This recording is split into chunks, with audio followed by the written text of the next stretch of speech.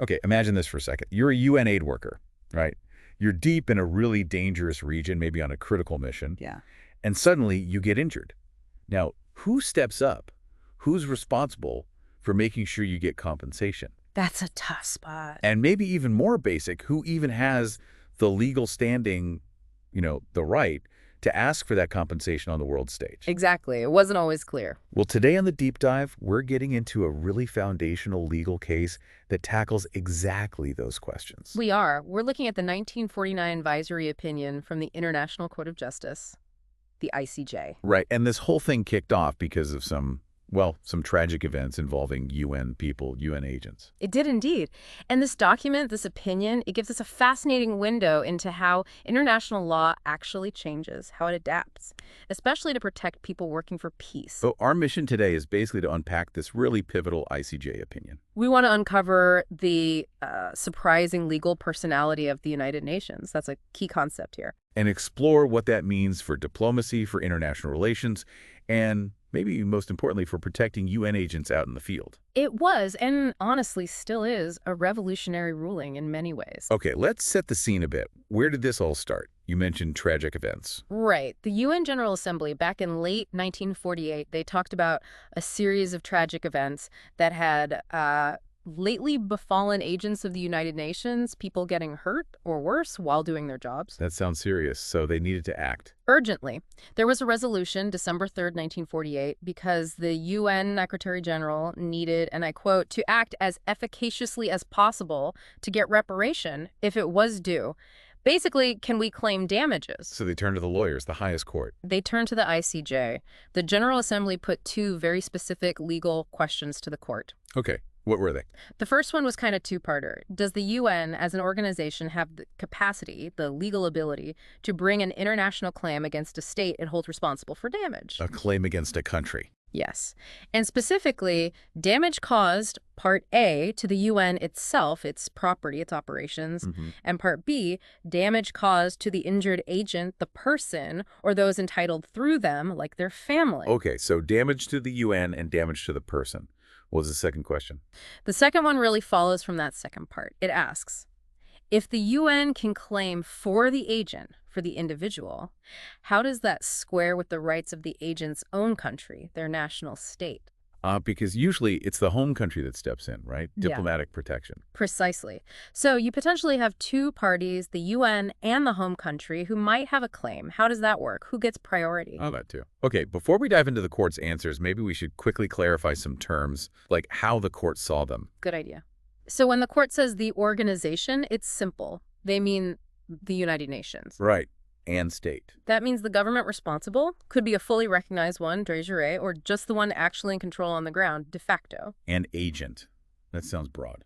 It is. Very broad. It means anyone acting for the UN, paid or unpaid, permanent staff or temporary expert, anyone charged by a UN body with carrying out its functions.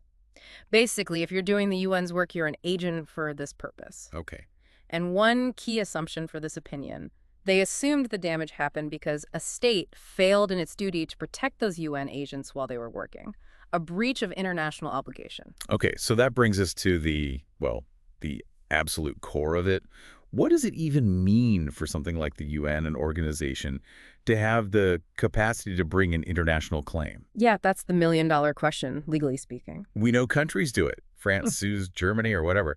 But an organization, how does international law even think about that? Well, traditionally, having that capacity means you can use the standard tools of international law to make your case. Right. Like protesting formally, demanding an investigation, negotiating a settlement, or, taking the case to an international court or tribunal. Okay. States can do that. We see it all the time. Exactly. They are the primary subjects of international law. But the big question for the UN was, does it have what the court called international personality? International personality. It sounds important. It is. It's a bit of legal jargon, a doctrinal expression, as the court put it. But it basically means, is this entity capable of having rights and obligations under international law? Can it stand on its own 2 feet, legally, on the world stage? But wait, you're saying the UN Charter, the founding document, didn't just say that, didn't explicitly grant it this personality? No, it didn't.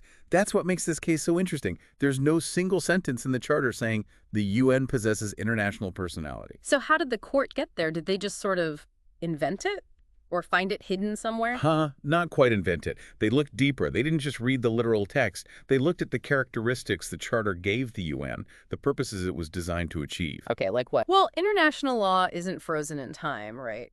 It has to evolve. The court recognized that the UN, set up in 1945, was meant to be much more than just a meeting place, a center for harmonizing actions. It has organs, like the Security Council, the General Assembly. Exactly. It has specific tasks. Crucially, member states are required to assist it. That's Article 2, Paragraph 5 of the Charter. It has its own legal capacity within countries, privileges, immunities. It can make treaties, conclude international agreements. Ah, so the practice of the UN, what it was already doing. Precisely. The court saw this consistent practice, especially making agreements, as confirming the UN had a unique character, separate from its member states. So the court's big realization was essentially, look, for the UN to actually do what its founders intended, it must have this independent legal standing. That's the core of it. They concluded the UN was designed to exercise functions and rights that, and this is key, can only be explained on the basis of the possession of a large measure of international personality. A large measure, not total, like a state. Exactly. The court called it the supreme type of international organization and said it needed this personality to fulfill the intentions of its founders. So yes, the UN is an international person. It's a subject of international law. Meaning it can have international rights and duties? Yes, and therefore it can bring international claims to maintain those rights. But crucially, It's not a state, and it's definitely not a superstate. The court was very clear on that distinction. Its rights and duties come from its specific functions, its job description, if you like. Unlike a state, which traditionally holds the whole package, the totality of international rights and duties. okay, that makes sense. It has the personality it needs for its job. That's a good way to put it. Functional personality. So, with that established, let's go back to those specific questions. First, question IA. Can the UN claim for damage to itself, its own stuff, its own operations? Yes, absolutely. The court was unanimous on this one. The UN definitely has the capacity to bring a claim against a member state if that state breaches an international obligation owed to the UN. Like if a UN vehicle gets destroyed or an office gets damaged. Exactly. Or even the administrative costs and disruption caused by having to replace an agent who's been injured or killed on a mission far away. That's a direct harm to the UN's ability to function, to its own interests. Okay, unanimous. That seems straightforward enough. But now for Part B, the damage to the agent themselves. This is where you said it gets really interesting. Yes, because this bumps right up against that traditional idea of diplomatic protection by the national state. So can the UN claim for the harm done to the actual person, the victim? The court said yes, but the reasoning is different. They explicitly stated that the traditional rules of diplomatic protection, where only the national state can act, simply don't apply here. Why not? Because this is, in the court's words, a different and new case. It involves an organization, not just states. When the UN brings a claim for harm to its agent, it's not acting like the agent's home country. It's acting for itself. It's invoking a breach of an obligation towards itself.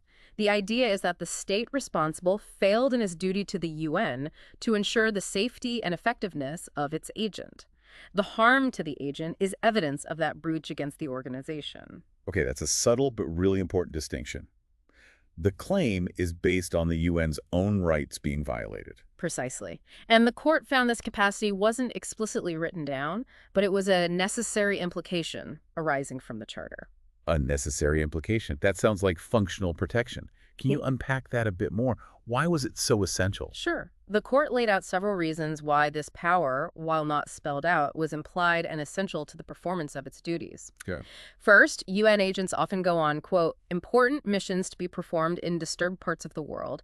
They face unusual dangers. That's just the reality of the job. Sure. Second, their own home country, their national state, might not be able or maybe even willing to exercise diplomatic protection for them. Think of complex political situations. Right. It could be awkward or impossible. Third, and this is crucial for the UN's work, to ensure the agent performs their duties efficiently and independently and feels they have effective support, the UN must be able to offer them protection. So the agent needs to trust the UN will back them up. Exactly. They need to feel that this protection is assured to him by the organization. They shouldn't have to rely only on their own state, because that could potentially compromise their independence and impartiality. Which goes against the whole spirit of the UN Charter, like Article 100 on staff independence. Precisely. And think about agents from maybe weaker states or stateless individuals who work for the UN. This functional protection ensures they're covered regardless of their national background. It levels the playing field for protection. Okay, so putting all that together. The court concluded, though not unanimously this time, it was 11 votes to 4, that yes, the UN does have the capacity to bring a claim for damage caused to the victim or those entitled through them. But again, framed as the UN asserting its own right that obligations owed to it be respected. That's the key legal framing. Now, does this power stop at the UN's own members? What about claiming against a country that isn't a UN member state? Another fascinating part of the ruling, the court said the UN's capacity does extend to non-member states as well. Really? On what basis? They found unanimously for claims regarding damage to the UN itself, and again, 11 votes to 4 for claims regarding damage to the agent, that the states creating the UN, there were 50 founding members, had the power to create an entity with objective international personality. Objective international personality. Meaning its legal personality exists objectively in the eyes of the whole world, not just in relation to its own members who agreed to create it. It's recognized by international law generally. Wow. So the UN isn't just a private club whose rules only apply inside. Its status impacts everyone. That was the court's finding. A very significant one for the standing of international organizations. Okay, this idea of objective personality and the UN being able to claim even for individuals, it brings us straight back to that second main question. The reconciliation issue. Right. What happens if both the UN and the agent's home country want to bring a claim for the same injury? That sounds like a recipe for confusion, or worse, conflict. It certainly could be, but the court was quite practical here. They stated clearly, there's no rule of law which assigns priority to one claim over the other. So, first come, first served. Or? Not necessarily. The court didn't lay down a hard and fast rule. It also said there's no rule compelling either the state or the UN to refrain from bringing a claim just because the other might. So what's the solution then? Well, the court really emphasized relying on goodwill and common sense. It also pointed back to the Charter, Article 2, Paragraph 5, where members promised to give the UN every assistance. The expectation was cooperation. Cooperation. But the legal basis for the claims is different, isn't it? Yes, and that's important. The UN claims a breach of obligation towards itself. The state claims a breach of obligation towards itself regarding its national, different legal grounds. Does that mean the defendant state might have to pay twice? No. The court was clear on that. The defendant state won't be forced to pay reparations twice for the same damage. International courts, they noted, are quite used to dealing with situations where multiple parties have an interest in the same claim. They can figure out how to allocate damages. And the court kind of hoped things would just work themselves out over time. They did. They anticipated that a practice will be developed either through general conventions or specific agreements made on a case-by-case basis. They even mentioned that some states had already shown a reasonable and cooperative disposition. So looking towards practical solutions rather than rigid legal rules. Exactly. Very pragmatic. Okay, one more specific twist on this. What if the injured UN agent is actually a citizen of the country that caused the harm, the defendant state? Does that stop the UN's claim? An interesting scenario. The court addressed this directly. Their answer was no. No. Yeah. Why not? Usually, a state can't bring a claim against itself for harming its own national. Right, but remember the basis of the UN's claim. It's based on the person's status as a UN agent, fulfilling UN functions, not on their nationality. So nationality is irrelevant to the UN-specific claim here. Exactly. The court said nationality is not pertinent to the admissibility of the claim. By a majority of 10 votes to 5, they affirmed this. The UN's claim is about the breach of obligation owed to the UN. Since the basis is different from a national state's claim, the agent's nationality doesn't block it. How conflicts are reconciled would depend, again, on specific cases and agreements. That really underscores the independence of the UN's claim, doesn't it? It's purely about the UN-agent relationship and the duties owed to the organization itself. It absolutely does. Wow. Okay, so stepping back, this deep dive really shows how one quite specific legal opinion, prompted by terrible real-world events, fundamentally reshaped things. It really did. It defined the UN's power to act on the world stage and, crucially, to protect its own people. It's a powerful example of international law evolving, adapting. Absolutely. This advisory opinion was such a critical moment. It didn't just define things for the UN, it laid groundwork for understanding the legal status of potentially all international organizations. It gave them a clearer standing, a legal shield, you might say. And I think for you, listening, the real aha moment here is this concept. The UN isn't just a building or a collection of states. The court recognized it as an international person in its own right. With implied powers, powers not explicitly written down, but deemed essential, absolutely necessary by the court for the UN to actually do its job, to fulfill its global mission. Which brings us to a final thought. Indeed, it kind of raises an important question for today, doesn't it? How does this precedent from way back in 1949 continue to influence the responsibilities and protections for people working for international organizations now, often incredibly dangerous places? Yeah, and are there new challenges, new legal frontiers that these organizations face today that maybe weren't even imagined back then? Exactly. What's the next evolution in protecting those who serve? Something to think about.